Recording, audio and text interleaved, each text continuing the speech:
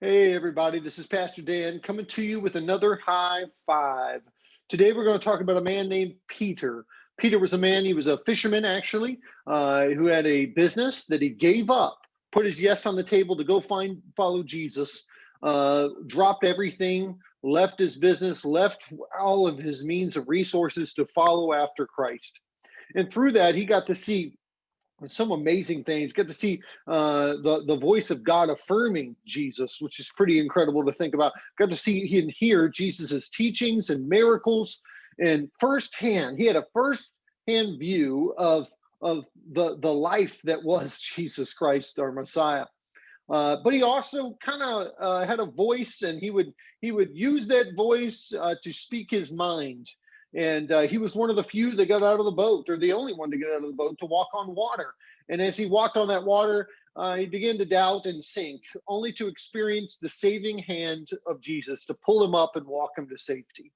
But also another time, he affirmed to Jesus as Jesus was telling him that, "Hey, I'm going to be going away and I'm going to be killed." And he said, "Certainly not." He said, "I will follow you to prison or even death." That commitment. And Peter and Jesus's response to Peter was, "Look, you're going to deny me 3 times." And guess what? The same man that left his business, left everything to follow Jesus, the same man that had enough faith to walk on water, same man that saw the audible, literally the audible voice of God affirming Jesus, saw his miracles, saw his teaching, was denying Jesus to what many believed to just be peasants, folks that couldn't actually harm him or do anything. He was just merely afraid of the crowds and what was going on around him. And he was honestly afraid for his life. And this was Peter's story. This is his life. And we read Peter. He writes 2 books to a persecuted church with this same guy that went through such great steps of faith, but also denying Jesus. I don't know, is there much things worse than literally denying the man that is going to save you and redeem you?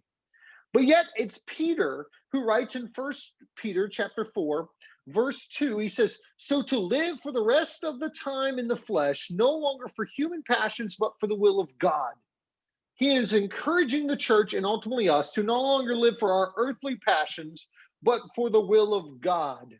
How can a man who denied Jesus be so bold to then write this to the person? I mean, we all know his story. I'm sure they knew his story of denial.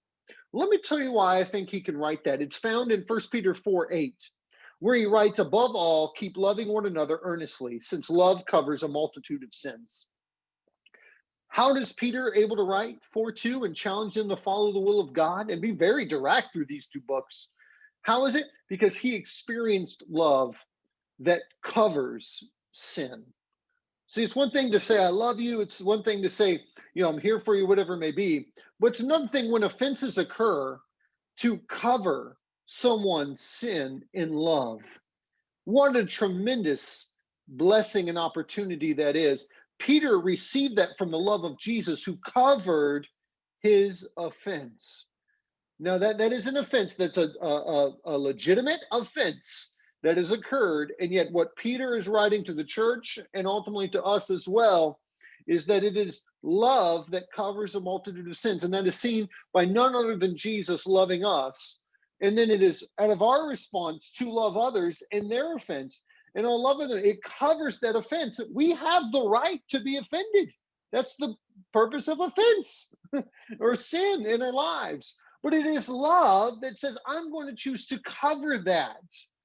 I'm going to choose to cover that sin," right? And it is that love that you and I pray that you've experienced from Jesus, that allows a man named Peter to sell everything he owned, experience Christ, but also deny him and demonstrate lack of faith.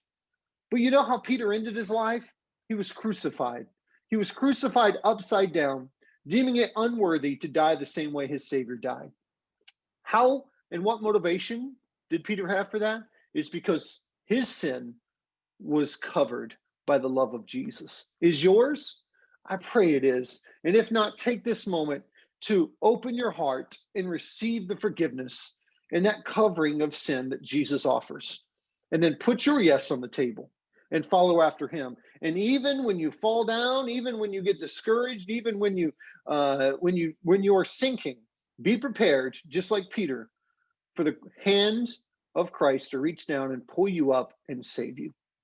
I love you guys. Praying for you. Talk to you soon. I hope this high five was encouraging and equipping to you. Have a good week.